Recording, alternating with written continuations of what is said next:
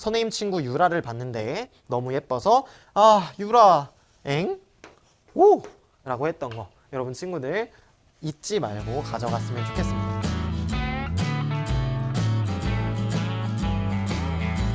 친구들 안녕하세요. 지리 읽어주는 남자 이윤호입니다. 자, 오늘은요 수능 예측 그 다음 우리 친구들과 함께 약점을 한번 공략해보는 시간 가져보려고 해요. 그 중에서도 우리 친구들이 가장 어렵다고 느끼는 인구 그리고 식량 이에 대해서 여러분과 함께 정복을 해보려고 합니다. 그래서 오늘은 그 중에서 인구에 대해서 한번 학습을 해보려고 합니다. 그래서 인구를 정복할 건데 선생님이 다양한 개념과 그리고 자료를 제시할 거예요. 그때마다 친구들이 잠깐 퍼즈하고 이 자료가 어떤 걸 의미할까 먼저 생각해보고 선생님 강의를 들었으면 좋겠습니다. 그럼 선생님과 함께 들어가 보도록 하겠습니다. 자, 인구에서 우리 친구들이 가장 어려워하는 게 용어. 선생님 용어 다 알아요 하는데 문제 풀 때 정말 헷갈려서 틀리는 친구들 너무 많아요. 그래서 용어 정리하고 갈 거고요. 그 다음 인구 변천의 차이, 인구 구조와 문제, 그리고 인구 이주에 대해서 들어가 보려고 합니다.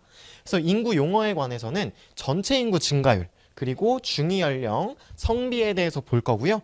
알아요. 친구들 이미 알고 있어요. 근데 그에 대해서 좀만 보완하자고 하는 거죠. 그 다음 선진국과 개도국, 저개발국을 비교하는 것이 인구 문제의 답니다. 그게 다예요. 그 이상, 그 이하도 없습니다. 그리고요, 부양비와 산업 구조에 대해서도 이야기해 볼 거고, 마지막으로 유럽, 서남아시아, 앵글로 아메리카, 바로 인구 이주가 많이 일어나는, 인구 유입이 일어나는 대표적인 대륙이죠. 그래서 이에 대해서 한번 살펴보도록 하겠습니다. 그럼 먼저 전체 인구 증가율부터 들어가 볼게요. 자, 전체 인구 증가율이라고 한다면요, 바로 자연적 인구 증가율과 사회적 인구 증가율을 포함한다. 그쵸? 자연적 인구 증가율은 뭔가요? 맞습니다. 출생자 수 마이너스 사망자 수로 표현을 할 수가 있고, 그 다음에 사회적 증가율은 전입자 수 마이너스 전출자 수로 표현할 수가 있어요. 그래서 이걸 합친 것이 바로 전체 인구 증가율에 해당한다. 그쵸? 전체 인구 증가율은 비록 비율입니다. 그래서 이 출생자 수보다는 출생률이 맞는 표현이겠지만 친구들과 볼 때 수능 문제를 풀 때는 이 정도만 가지고 가도 되기 때문에 이 정도로 표기를 해보도록 하겠습니다. 자, 그럼 그 다음으로 넘어가서 더 핵심 주제입니다. 자, 바로 대륙별 자연적 인구 증가율의 변화를 한번 가져와 봤는데요. 자, 왼쪽에 있는 막대가 1950년에서 55년, 바로 과거라고 보면 되겠고요. 2010년부터 15년이 오른쪽에 있는 막대 그래프예요. 그래서 현대로 들어와서 어떻게 변화되었는지 한번 살펴보자 라고 하는 건데요. 자, 세계는요, 우리 세계 평균적으로 자연적 인구 증가율은 감소하고 있습니다. 왜요? 우리 사회적으로, 경제적으로 풍요로워지면서 과거에는 농업 생산 많이 했잖아요. 농업 중심의 사회였기 때문에 노동력을 얻기 위해서 출생을 많이 했어요. 출산을 많이 했다고요. 그런데 현대로 넘어오면서 자녀에 대한 가치관이 변화되고 또 공중위생보건이 보급되면서 사망률이 떨어졌어요. 그럼 더 이상 아이를 많이 낳을 필요가 없는 거예요. 즉, 출생률이 낮아지다 보니 자연 증가율 또한 낮아졌다라고 볼 수가 있겠죠. 대표적인 우리 선진국부터 봅시다. 유럽과 앵글로 아메리카, 오세아니아가 있는데요. 자, 유럽은요, 자연적 인구 증가율이 마이너스에 돌입했을 만큼 그만큼 자연적 인구 증가율이 뚝 떨어진 것을 볼 수가 있죠. 그 다음으로 앵글로 아메리카와 오세아니아도 이렇게 자연적 인구 증가율이 뚝뚝 떨어졌어요. 그리고 우리 라틴 아메리카도 개발도상국이 굉장히 많죠. 그래서 자연적 인구 증가율이 굉장히 빠르게 하락을 했습니다. 우리 아시아는 또 어떻습니까? 아시아에도 개발도상국이 많이 분포를 하고 있죠. 그래서 아시아도 이렇게 자연적 인구 증가율이 빠르게 떨어졌는데요. 우리 라틴 아메리카가 더 큰 폭으로 떨어졌다라고 하는 것을 알 수 있겠습니다. 반면에 우리 아프리카는 조금 다른 모습을 보이고 있어요. 자연적 인구 증가율이 과거보다 현재가 더 높게 나타납니다. 왜일까요? 바로 사망률이 감소했기 때문입니다. 사망률은 감소했는데 이분들이 아직 피임법이 보급되지 않은 곳도 있고요.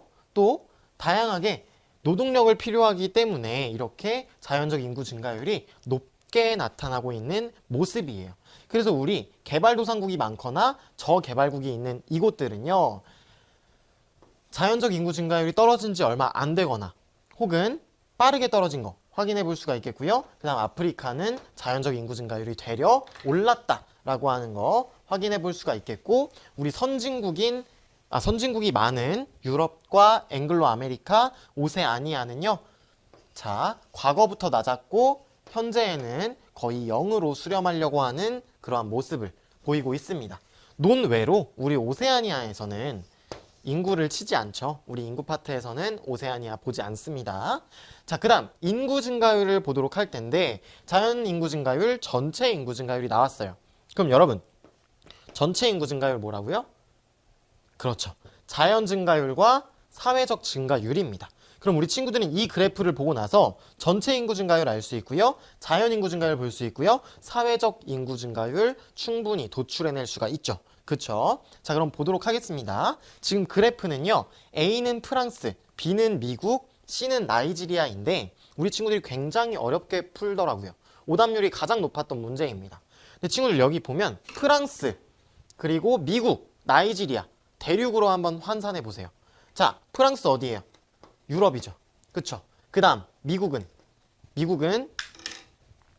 바로 앵글로 아메리카죠. 세 번째로 나이지리아는 어디입니까? 아프리카입니다. 그럼 이 대륙의 특성을 가지고 풀면 됩니다. 자, 유럽은요. 인구 증가율이 과거부터 낮았고 지금은 더더더 낮아요. 이제 자연적 인구 증가율이 마이너스에 진입을 할 거라고요. 그렇기 때문에 우리 유럽의 국가들은 과거부터 전체 인구 증가율이 굉장히 낮았다. 그런데 우리 앵글로 아메리카는 어떻다? 유럽으로부터 인구를 이주해 가서 1900년대부터 이제 발달이 되기 시작했기 때문에, 그렇기 때문에 우리 앵글로 아메리카는 인구 증가율이 1950년대부터 2000년대까지 이렇게 0으로 수렴을 하고 있습니다. 빠르게 떨어지고 있는데, 자, 그에 더해서 아프리카는 어땠어요? 아프리카는 자연적 인구 증가율이 더 높아졌다고요. 그래서 지금 보면 1950년대에 인구 증가율이 1.5% 정도 됐는데요. 지금은 2.5%를 넘어서 더 많이 증가를 하고 있죠. 그래서 이곳이 유럽이냐, 앵글로 아메리카냐, 아프리카냐, 대륙의 특성을 가지고 풀면 충분히 풀 수 있는 문제였습니다. 자, 그럼 여기서 함정을 한번 이야기해 보도록 할게요. 자, 여기 유럽 대륙이 나와 있는데요. 자연적 인구 증가율이 0 미만입니다. 그럼 이때 인구가 감소했다, 증가했다? 인구 감소했다, 증가했다? 모르죠. 왜 모릅니까? 자연적 인구 증가율 뿐만 아니라 사회적 인구 증가율도 있어야 이게 증가했는지 감소했는지 모를 거 아닙니까? 알 거 아닙니까? 자연적 인구 플러스 사회적 인구, 이걸 해야 전체 인구 증가율을 알기 때문에 사회적 인구 증가율을 몰라서 얘네는 지금 인구가 증가하고 있는지 감소하고 있는지 이 그래프만 봐서는 몰라요. 그런데 우리 유럽은요, 인구 유입이 많이 나타나기 때문에 우리 사회적 인구 증가율이 높게 나타난다. 그래서 전체 인구가 감소하지는 않습니다. 오케이? 이렇게 볼 거고요. 그 다음으로 넘어가도록 할게요. 자, 그 다음에 우리 사회적 증가에서요, 전입자 수 마이너스 전출자 수였잖아요. 그쵸? 그러면 우리 순유입을 뭐라고 하죠? 순유입은 전입자 수 마이너스 전출자 수가 0보다 클 때를 순유입이라고 하고요. 그러면 순유출은 뭡니까? 순유출은 이 값이 0보다 작을 때 순유출이 나타난다. 즉 사회적 인구 감소가 나타난다 라고 읽어볼 수가 있겠습니다. 자, 그리고 여기 보면 인구 감소가 나타나는 대륙은 없다 라고 이야기를 합니다. 자, 인구 감소가 나타나고 있는 유럽, 아프리카, 아메리카 이런 거 없다고요. 우리 미시적으로 봐서 일본이나 독일과 같은 경우는 이제 자연적 인구 증가율이 마이너스, 이제 0 미만으로 내려갈 거다. 총 인구가 감소할 거다라고 이야기를 하는데요. 이 대륙은요, 평균적으로 보는 거잖아요. 그래서 인구 감소가 나타나는 대륙은 없습니다. 그래서 선지에서 인구 감소가 나타난다라고 하는 건 무조건 틀린 선지라고 하는 거 잊지 말고 가겠고요. 대륙별 인구 증가율에서 우리 아프리카가 가장 많이 나타나고 있고 가장 높게 나타나고 있고, 그리고 아프리카는 자연적 인구 증가율이 과거에 비해 더 높아졌다라고 하는 사실 가지고 수능장 들어갈게요. 자, 그 다음 문제 가도록 하겠습니다. 자, 중위 연령인데요. 중위 연령은 우리 친구들 다 알고 있어요. 인구를 쭉 나열했을 때 그 사람들 가운데에 있는 사람의 연령을 중위 연령이라고 하는데요. 우리 중위 연령은 선진국일수록 높습니다. 왜? 선진국은요, 경제가 발전되어 있는 경우가 굉장히 많죠. 경제가 발전된 곳을 우리가 선진국이라고 이야기를 하잖아요. 그래서 이곳에서는 중위 연령이 높다. 왜? 왜 그래요? 사망률이 낮기 때문입니다. 사망률이 굉장히 낮게 나타난다. 그리고 경제가 발전했다라는 것은 산업 구조가 고도화되어 있다라는 말이죠. 즉, 1, 2차 산업보다 어떤 산업이 많다? 3차 산업이 높게 나타난다라고 하는 특성을 가지고 있다라고 하는 거 볼게요. 그럼 우리 지도로 한번 살펴볼게요. 우리 지도를 보니까 하얄수록 중위 연령이 높게 나타나는 곳인데요. 우리 캐나다 있고요. 그 다음에 미국도 포함을 하고 있고요. 우리 유럽이 가장 넓게 자리를 하고 있죠. 또 마지막으로 오세아니아까지 우리 도쿄도 있네요. 이렇게 살펴보면 유럽, 앵글로 아메리카, 그리고 오세아니아는 중위 연령이 높게 나타나는구나. 경제 발전이 빠르게 나타나고 있고 이곳에는 선진국이 많이 분포하겠구나. 그럼 산업의 고도화도 나타나고 3차 산업 비중이 굉장히 높게 나타나겠다라고 하는 거 가져가면 되겠습니다. 그 다음 우리를 정말 괴롭게 하는 성비가 나와 있는데요. 자, 성비라고 하면 여성 100명당 남성의 수입니다. 즉, 여성 100명이 있고요. 남성이 130명 있다고 했을 때 성비는 130이라고 하는 거고요. 만약에 여러분이 남고를 다니고 있어요. 그럼 성비는 무수히 높아지겠죠. 왜? 여성이 아예 없으니까. 그런데 여러분이 만약에 여고를 다니고 있어요. 그럼 남학생이 없죠. 그럼 성비는 0이 되는 겁니다. 오케이? 이해됐어요? 네. 그럼 이렇게 들어가 보도록 하겠고요. 그러면 이 성비가 100보다 크다라고 하면 남초현상이라고 하겠고요. 100보다 작다라고 할 때는 여초현상이 나타난다라고 볼 수가 있어요. 그래서 우리 여기 아랍에미리트 아부다비의 인구 구조를 한번 가져와 봤는데요. 이곳은 바로 산유국이죠. 서남아시아의 산유국, 바로 석유가 빵빵 터지는 곳입니다. 그럼 어떤 일이 벌어졌었나요? 이곳에 이제 기간 산업이 투자되면서 이제 건물도 짓고요. 아니면 석유를 뽑아내는 그곳에서 노동자를 뽑기도 하죠. 그래서 사람들이 경제적 이주를 가게 됩니다. 그렇기 때문에 상대적으로 힘을 많이 쓰는 남성 인구가 많이 전입을 오게 되죠. 그쵸? 전입을 오게 되니까 상대적으로 성비가 어떻게 됩니까? 여성보다 남성이 많아지니까 남성이 많게 되죠. 그럼 성비가 높게 나타나고요. 남초현상이 나타난다고 볼 수 있겠죠. 그쵸? 남초현상이 나타난다. 즉, 우리 서남아시아의 산유국은 우리 성비가 높게 나타난다. 왜? 경제적 이주를 떠나게 되니까. 이 정도 가져가고요. 그 다음 미안해요. 자, 그 다음엔 이제 모평 문제 혹은 학평 문제를 가지고 한번 살펴보도록 하겠습니다. 자, 먼저 2021년 9월 모평에 나타난 자료인데요. 자, 여기 보면 전체 인구 증가율과 그리고 자연적 인구 증가율을 보이고 있습니다. 자, 이 문제풀이는 선생님이 영상 올렸었죠. 자, 이 문제의 꿀팁은요, 여러분. 바로 선진국이니, 개발도상국이니, 저개발국이니 이런 걸로 푸는 거예요. 자, 선진국이라고 한다면 선생님이 아까도 말했죠. 사망률이 굉장히 낮다고요. 왜? 의료시설이 보급되었으니까. 그쵸? 사망률이 굉장히 낮아요. 그리고 산업의 고도화도 나타난다 라고 이야기를 했습니다. 그러면 상대적으로 이 선진국에서는 출산율이 굉장히 낮게 나타나게 될 거예요. 그래서 우리 선진국, 개도국, 저개발국이 있는데 우리 개도국은 중간적인 성격을 띠잖아요. 그래서 양극단에 있는 거 먼저 살펴보면 되겠어요. 그럼 한번 읽어볼게요. 자, 전체 인구 증가율이 가장 낮고요. 자연적 인구 증가율이 가장 낮은 곳. 이곳을 바로 우리는 선진국이다 라고 풀면 되겠습니다. 그 다음 가와 나중에 가는 과거부터 인구 증가율이 높았고요. 지금도 인구 증가율이 굉장히 높죠. 근데 우리 다 같은 경우는 인구 증가율이 높았다가 지금은 떨어져 있는 상황입니다. 그렇죠. 그러면 이것은 경제 발전이 빠르게 나타났구나. 경제 발전이 급속도로 나타났구나. 그렇기 때문에 이곳은 우리는 개도국이다 라고 볼 수가 있겠고요. 과거부터 지금까지 계속 높은 곳. 이곳은 아직 개발이 되지 않은 저개발국입니다. 자, 그러면 우리 문제에서는 어떻게 출제를 하냐면 다음 중 가, 나, 다는 나이지리아, 미국, 중국 중 하나임. 선생님, 그러면요. 그 세 국가 중에 저개발국은 어디고 개도국은 어디고 선진국은 어디고 어떻게 알아요? 친구들 세계지리를 학습하면서 여긴 선진국이야? 여긴 저개발국이야? 알려주진 않아요.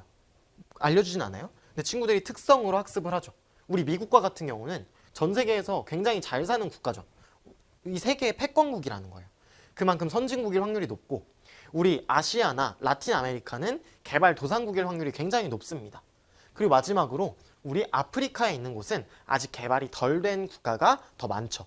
그래서 우리 교수님들이 너네 진짜 혼나봐 이러면서 아프리카의 개발도상국, 아시아의 저개발국 이렇게 주지 않는다고요. 그렇게 하지 않는다고요. 왜? 우리 지리는요. 공통적인 특성을 학습하는 거예요. 절대 예외를 학습하지 않아요. 오케이? 그렇기 때문에 이렇게 쉽게 공부를 하면 됩니다. 자, 그 다음 세계의 인구 증가율을 한번 보도록 할 텐데요. 우리 선진국과 같은 경우는요. 세계 평균보다 낮죠. 인구 증가율이 굉장히 낮게 나타납니다. 왜? 출생률이 굉장히 낮게 나타나요. 우리 아까 봤던 프랑스처럼 이제 인구 자연적 증가가 마이너스로 돌아서게 되는 그런 현상이 나타나고 있고요. 우리 개발도상국의 경우는요. 세계 평균보다는 인구 증가율이 굉장히 높게 나타나고 그 위에 저개발국이 보이지도 않게끔 나타나고 있겠죠. 그렇죠? 그래서 이렇게 살펴보면 되겠습니다. 자, 그리고 또 이번에는 사망률과 출생률 그리고 총인구, 인구 구조까지 한번 살펴보도록 하겠습니다. 자, 여기 보면요. 에티오피아와 일본 나오네요. 자, 에티오피아 그리고 일본 나오고 있는데요. 자, 딱 봐도 우리가 솔직히 잘 알지 못하는 국가다라고 보이죠. 그러면 저개발국이구나 라고 보면 되겠고요. 우리 일본에는 3개 도시가 분포를 하고 있었습니다. 즉 우리 일본은 선진국을 대표한다 라고 보면 되겠어요. 그래서 우리 일본의 사망률은 1950년대부터 낮았죠. 왜? 과거부터 점진적으로 발달을 해왔으니까. 그래서 지금까지도 사망률이 낮고요. 출생률은 어떻냐? 빠르게 감소를 해서요. 우리 출생률이 곧 있으면 굉장히 빠르게 떨어지겠죠. 이걸 보일 수가 있고요. 그다음 우리 에티오피아와 같은 저개발국은요. 이제 막 의료기술이 보급되면서 사망률이 빠르게 떨어지고 있습니다. 그런데 우리 출생률은 아직도 높다. 왜? 피임법이 보급되지 않은 곳도 있고요. 노동력을 사용해야 되니까. 1차 산업 구조로 벌어지고 있으니까 출생률이 굉장히 높게 나타납니다. 그러면 에티오피아를 저개발국으로 보고 풀면 되겠죠? 그 다음 우리 일본의 총인구, 에티오피아 총인구가 있는데 우리 일본의 총인구는 진짜 완만하게 증가를 했어요.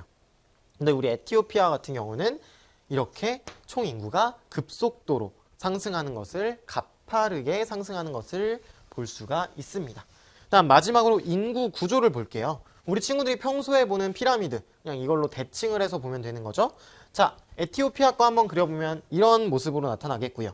우리 일본을 나타내면 일본은 이런 모습으로 나타나겠네요. 그렇죠? 그래서 자, 인구 피라미드를 한번 보면요. 우리 에티오피아 피라미드형으로 나타나고 있죠. 즉 유소년 인구 비율이 굉장히 높게 나타나고 그 다음으로 청장년, 그 다음으로 노년층으로 나타날 거예요. 그럼 이러한 경우 어떤 문제가 발생하냐? 유소년층이 너무 많아서 유소년 인구 부양비가 굉장히 높게 나타난다라고 하는 문제가 발생할 수가 있고요. 그 다음으로 우리 일본과 같은 경우는요.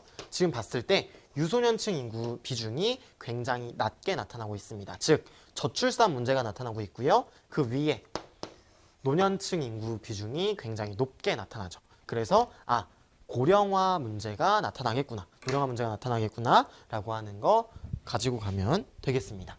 그러면 일본은 어떻게 해야겠어요? 출산 장려 정책을 펴야겠고 우리 에티오피아 같은 경우는 출산 억제 정책을 펴야겠고 피임법을 보급한다거나 하는 노력이 필요하겠습니다. 자, 그 다음 우리 학평에 대한 문제를 가져와 봤는데요. 자, 우리 친구들 이 그래프 어려워하는 친구들 정말 많습니다. 근데 친구들 지금 수능이 얼마 남지 않았어요. 이거 모르면 안 된다. 우리 인구도 그렇고요. 과거에 에너지 문제 굉장히 많이 나왔었잖아요. 에너지 단원에서도 이걸 학습했을 텐데 지금도 모른다? 안 됩니다. 자, 이 세모 그래프 어떻게 읽어요? 자, 여기 착하게도 여기 뾰족하게 모서리가 나와 있어요. 그럼 모서리가 나와 있는 대로 우리 왼쪽은 가로로 읽고요. 우리 한시 쪽에 있는 지표는 이렇게 모서리 또 나와 있죠. 이렇게 아래로 내려갑니다. 그 다음 아래에 있는 지표는요. 위로 올라가서 풀면 되겠습니다. 자, 그러면 연령층별 인구 구조를 한번 살펴보도록 할 건데요. 자, 라틴 아메리카 나와 있어요. 우리 라틴 아메리카와 같은 경우는 개발도상국이기 때문에 개발도상국이 많은 대륙이기 때문에 우리 청장년층 인구 비율이 지금 거의 65% 굉장히 높게 나타나고 있고요. 자, 그 다음에 0세에서 14세가 많다라고 하는 건 뭐예요? 바로 출산율이 굉장히 높다라고 하는 것이겠죠. 더불어서 노년층 인구 비율이 굉장히 낮게 나타나죠. 여기 어디입니까? 아프리카죠. 자, 그리고 우리 라틴 아메리카에는 개발도상국이 많다면서요. 비슷한 대륙 어디 있어요?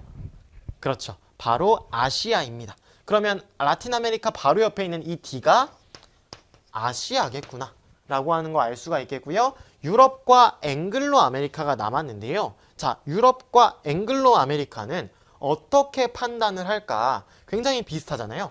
그런데 우리 유럽은 과거부터 인구 고령화가 심했고 우리 앵글로 아메리카는 1950년대부터 가파르게 노년층 인구 비중이 증가하게 되었다라고 하는 겁니다. 그래서 이 총인구를 함께 준 것 같아요. 왜냐하면 이 두 개가 너무 비슷하니까. 그런데 선생님 생각에는 여기 보면 우리 B가 좀 더 0세에서 14세, 즉 유소년층 인구 비중이 낮죠. 그쵸? 그리고 노년층 인구 비중이 더 높습니다. 그래서 이 B가 유럽이라는 거 선생님은 알 수가 있겠어요. 그 다음에 우리 C는 유럽보다 심하진 않아. 유럽보다 심하진 않아. 둘 다 또이또인데 우리 C는 조금이나마 덜하다라고 하는 것이죠. 그래서 풀 수 있지만 우리 총인구도 한번 가져와 볼게요. 자, 총인구 어떻게 나타납니까? 여러분 한번 불러보세요. 자, 아시아, 아프리카, 그리고 유럽, 그리고 라틴 아메리카, 그리고 앵글로 아메리카, 마지막으로 오세아니아 있는데 오세아니아는 보지 않아도 되죠. 선생님이 이거 어떻게 학습했어요? 같이. 자, 선생님 친구 중에 유라가 있어요. 근데 유라가 너무 아름다운 거야. 유라, 엥? 이렇게 하는 거죠. 유라가 갑자기 엥? 하더라고요. 내가 그렇게 이뻐? 하면서. 그래서 유라, 엥! 까지 보면 우리 총 인구 순위까지 살펴볼 수가 있었습니다. 이렇게 문제를 풀어나가면 되겠고요. 그 다음 학평 문제로 들어가 보도록 할게요. 자, 이것도 똑같아요. 우리 부양비, 그리고 합계 출산율, 그리고 우리 인구 비율도 저개발국이니 개발도상국이니 선진국이니로 풀면 되겠습니다. 자, 여기 보니까 일본, 인도, 탄자니아 중에 하나 골라라고 하고 있는데요. 다 특성을 한번 볼게요. 자, 이곳은요. 유소년 부양비가 굉장히 높게 나타납니다.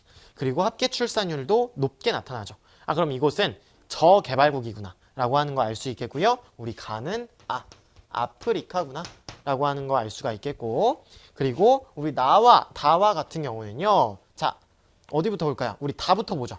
유소년 부양비가 노년 부양비보단 높게 나타나죠. 노령화보다는 그래도 덜 나타나고요. 우리 합계 출산율이 2위입니다. 그다음 나는 어때요? 합계 출산율이 가장 낮아요. 그런데 합계 출산율이 2.1명 아래죠. 그럼 이곳은 선진국이겠구나 라고 하는 것을 파악을 해야 됩니다. 그 다음에 우리 노년부양비가 유소년부양비보다 높게 나타나고 있습니다. 그럼 여긴 굉장히 선진국이겠구나 라고 하는 것이고요. 이곳은 저개발국과 선진국 사이에 있는 개발도상국이겠구나 라고 하는 거 가지고 풀면 되겠죠? 그래서 그 중에 우리 인도는 개발도상국이죠. 중국과 인도는 개발도상국이고요. 우리 인도는 선진국이죠. 그다음 마지막 탄자니아가 아프리카 저개발국에 속하기 때문에 이렇게 읽어볼 수가 있을 겁니다. 그 다음 그래프로 가서요. 자, 유소년층 인구 비율과 노년층 인구 비율 똑같은 문제라고 볼 수가 있겠죠. 근데 여기 보니까 유소년층 인구 비율이 과거보다 현재에 더 높게 나타나고 있어요. 아까 봤던 아프리카 대륙이라는 거 알 수가 있겠고요. 그 다음 나와 다가 있는데요. 나와 다 모두 유소년층 인구가 줄어들게 되었고 또 노년층 인구는 늘어나게 되었죠. 근데 가는 어떻냐면 노년층 인구가 더 높고요. 나는 노년층 인구 비율이 그렇게 높진 않습니다. 그리고 유소년층 인구 비율이 과거에 가보다 더 높았어요. 그럼 우리 나는 이제 막 개발이 시작되고 있는, 개발이 급속도로 나타나고 있는 개발도상국이겠구나 라고 하는 거 볼 수 있겠고, 우리 가는 과거부터 유소년층 인구 비율이 낮았고요. 노년층 인구 비중이 좀 높았죠. 그래서 우리 가는 선진국이겠구나 라고 하는 것을 간파할 수가 있습니다. 그래서 가는 미국, 나는 중국, 다는 나이지리아 라고 하는 것을 알 수가 있겠죠. 오케이? 자, 그 다음 문제로 넘어가 보려고 하는데, 자, 나오지가 않아요. 자, 선생님 잠깐 갔다 올게요.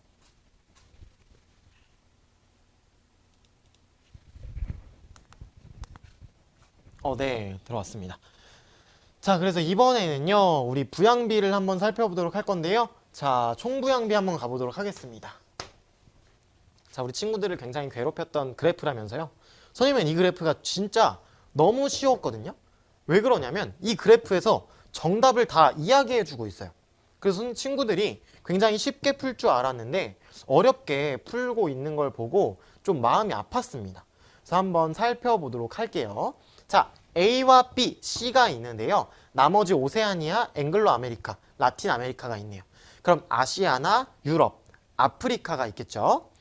자, 총부양비가 80이고 그리고 2015년에도 80으로 나타나고 있어요. 그쵸? 선생님 그러면요. 총부양비잖아요. 유소년 부양비도 아니고 노년 부양비도 아니고 그냥 총부양비만 줬는데도 풀 수 있어요? 네.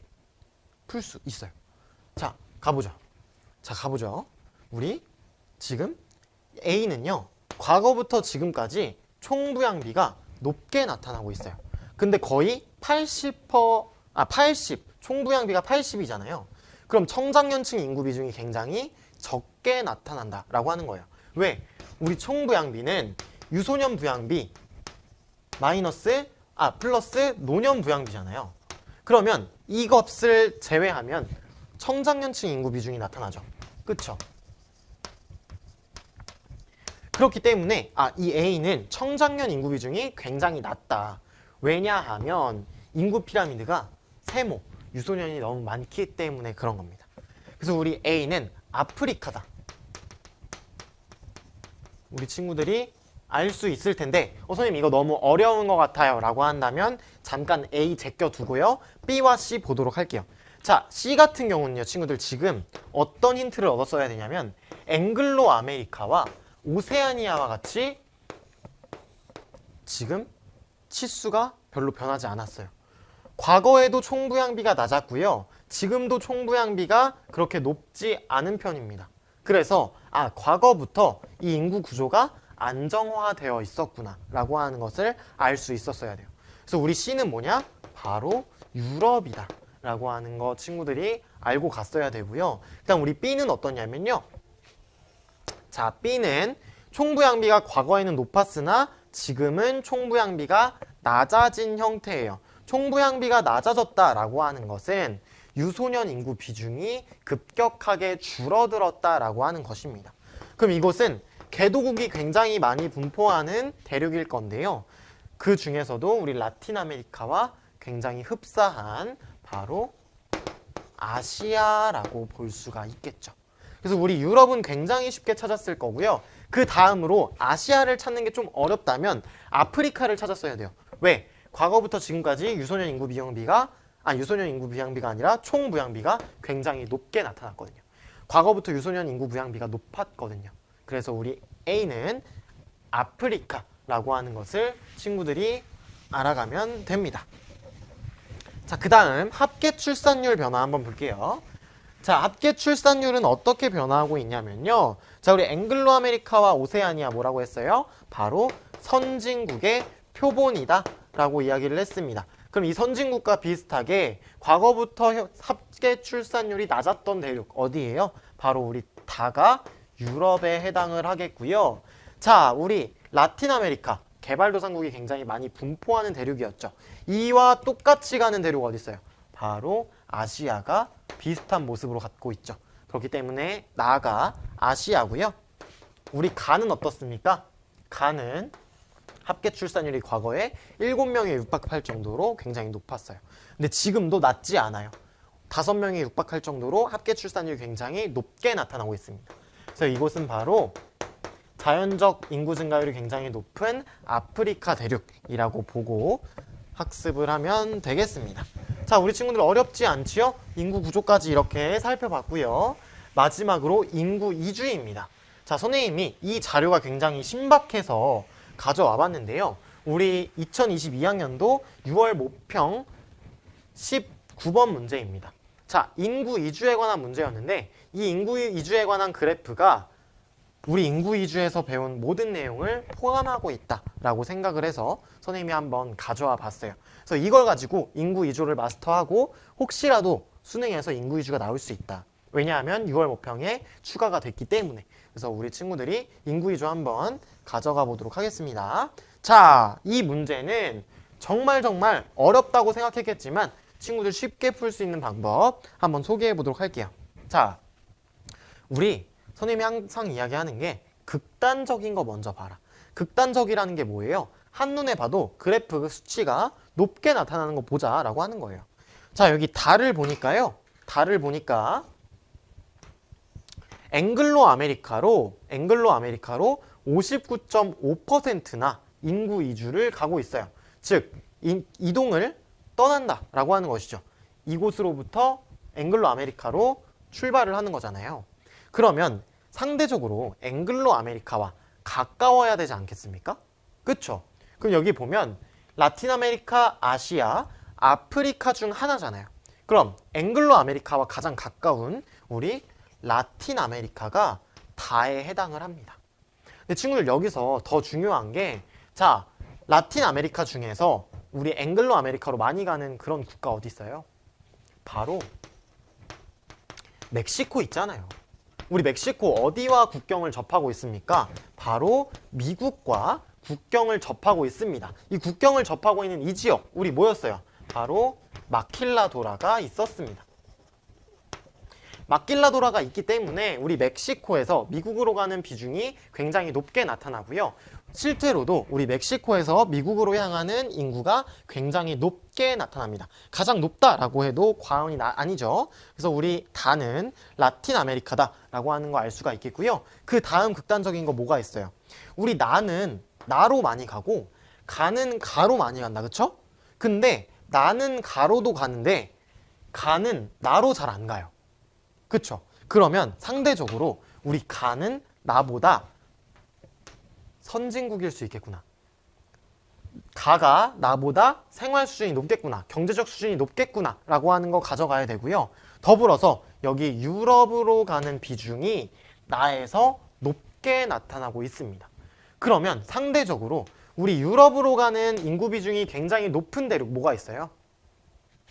뭐가 있어요? 바로 아프리카입니다. 왜냐하면 우리 아프리카에서 왜 유럽으로 많이 가냐? 바로 과거에 식민 지배를 당했단 말이에요. 식민 지배를 당했기 때문에 문화적으로 비슷하거나 혹은 문화적으로 굉장히 유사해요. 언어가 굉장히 유사한다거나 하는 그런 모습을 보이고 있습니다. 그래서 이 식민 지배로 인해서 아프리카에서 유럽으로 가는 인구 비중이 굉장히 높게 나타나고 있고요. 우리 모로코와 알제리 같은 경우는 프랑스의 식민 지배를 받아서 프랑스로 인구 이주가 높게 나타납니다. 그다음 우리 가는요, 마지막으로 남은 아시아인 거 알 수 있는데, 아시아에서 아시아로 굉장히 많이 이주를 하고 있어요. 왜냐하면 바로 경제적 이주인데요. 자, 우리 아시아 중에서도 서남아시아가 있죠? 그쵸? 서남아시아는 뭐예요? 바로 산유국이 많이 분포를 하고 있다라고 하는 점입니다. 그러면 여기 가서 기간 산업을 도우기도 하고 아니면 원유 채굴하는 데도 도움이 되기도 하겠죠. 그래서 돈을 벌러 가기 때문에 경제적 이주가 굉장히 많이 나타난다. 뭐 인도와 같은 곳에서 우리 사우디아라비아로 이동하는 등 그러한 모습을 보이고 있지요. 그래서 우리 가는 아시아라고 하는 거 알 수가 있겠고요. 우리 아시아는 유럽이나 앵글로 아메리카로도 많이 이동을 하고 있는 반면에 우리 아프리카는 앵글로 아메리카로 이동하는 인구 비율이 굉장히 적게 나타납니다. 그리고 우리 라틴 아메리카는 아시아나 그리고 아프리카로 이주하는 인구 비중이 굉장히 낮게 나타나죠. 그래서 이렇게 인구 이주도 살펴봤는데요. 지금 이 그래프 꼭 보고 들어갔으면 좋겠어요. 이 그래프 굉장히 중요하다고 생각하고요. 그동안 출제되지 않은 유형이라고 생각을 하기 때문에 우리 친구들이 충분히 출제될 수 있다라는 생각으로 가져갔으면 좋겠습니다. 자, 그럼 우리 친구들 마지막으로 선생님이 정리를 해봤어요. 이 정도는 우리 친구들이 가져가면 좋겠다라고 해서 가져와 봤는데요. 자, 친구들 한번 같이 보도록 하겠습니다. 자, 첫 번째, 그래프 함정에 빠지지 말자라고 하는 거예요. 자, 그래프에서 그냥 주고 나서 비율을 주고 나서 수가 감소했니? 비율만 감소했을 뿐인데 수가 감소했니? 라고 묻거나 혹은 다양하게 그래프 함정을 가져오잖아요. 그래서 우리 친구들이 그래프 함정에 빠지면 안 된다. 그래프를 파악할 때 지금 이 그래프를 가지고 나한테 뭘 물어보고자 하는구나. 그걸 간파하고 들어가야 합니다. 다음 수와 비율은 다르다라고 하는 거 너무 중요하고요. 비율만 가지고 수를 구하려고 하지 말고 그 문제에 다른 수가 포함되어 있다면 그걸 접목해서 풀 수 있는지 먼저 확인을 했으면 좋겠고요. 아니라면 절대 수를 판단해서는 안 됩니다. 그 다음 전체 인구의 감소가 나타나기 어렵다. 아까 말했듯이 일본이나 독일처럼 정말 자연적 인구 증가율이 마이너스대로 진입을 해서 곧 있으면 인구가 감소할 거야 라고 이야기를 하는 경우 제외하고는요. 전체 인구 감소가 나타나기 굉장히 어렵습니다. 그래서 선지 중에 전체 인구가 감소하고 있다라고 한다면 무조건 오답이다 라고 생각을 하고 깔고 가면 되겠습니다. 그 다음 인구 문제에서는 이게 다예요. 선진국이니 개발도상국이니 저개발국이니 구분을 하고 가면 됩니다. 우리 선진국은요. 과거부터 사망률과 출산율이 낮았고 과거부터 노년부양비, 유소년부양비가 일정했어요. 그런데 우리 개도국은 어떻냐? 사망률과 그리고 출생률이 갑자기 떨어졌죠. 급속도로 떨어지게 되고요. 그리고 노년부양비도 급속도로 높아지게 됩니다. 반면에 우리 저개발국은 어떻습니까? 아프리카와 같이 자연적 인구 증가율이 증가한다던가 현재에도 사망률이 굉장히 높게 나타난다거나 그로 인해 전체 인구 증가율이 굉장히 높게 나타나서 인구 성장을 주도한다거나 라고 하는 것을 꼭 알아뒀으면 좋겠고요. 마지막으로 대륙별 인구수를 암기하면 좋죠. 이게 학습의 궁극적인 목표는 아니지만 우리 친구들이 수능을 준비한다면 이 정도는 알았으면 좋겠어요. 자, 대륙별 인구수 아프리카가 아니라 아시아죠. 아시아, 그리고 아프리카, 유럽, 라틴 아메리카, 앵글로 아메리카, 오세아니아 순으로 나타난다. 선생님 친구 유라를 봤는데 너무 예뻐서 유라 엥? 오! 라고 했던 거 여러분 친구들 잊지 말고 가져갔으면 좋겠습니다. 자, 친구들 오늘 또 너무 고생 많았고요. 오늘 인구 파트를 이렇게 정복해 봤는데 혹시라도 모르는 부분이 있다면 선생님에게 개인적으로 질문을 해도 되겠고요. 더불어서 인구 파트 외에도 선생님이 준비할 수 있는 여력이 된다면 충분히 준비해서 게시를 하도록 하겠습니다. 그래서 친구들 오늘도 너무 고생 많았고요. 우리 수능 얼마 남지 않았는데 친구들 열심히 해서 좋은 결과 있었으면 좋겠습니다. 친구들 너무 열심히 하고 있는 거 알고 있습니다. 그렇기 때문에 이렇게 학습도 할 수 있는 거겠죠. 친구들 너무 조바심 갖지 말고 여러분이 개념을 쌓아 올릴 때마다 등급으로 한 발짝 나아간다 라고 하는 거 잊지 말고 불안해하지 않았으면 좋겠습니다. 여러분 오늘도 너무 고생 많았고요. 친구들 고3 생활 너무 힘들지만 우리 친구들은 해낼 수 있을 거라고 생각합니다. 자, 친구들 오늘 너무 고생 많았습니다. 친구들 다음 시간에 만나요. 안녕.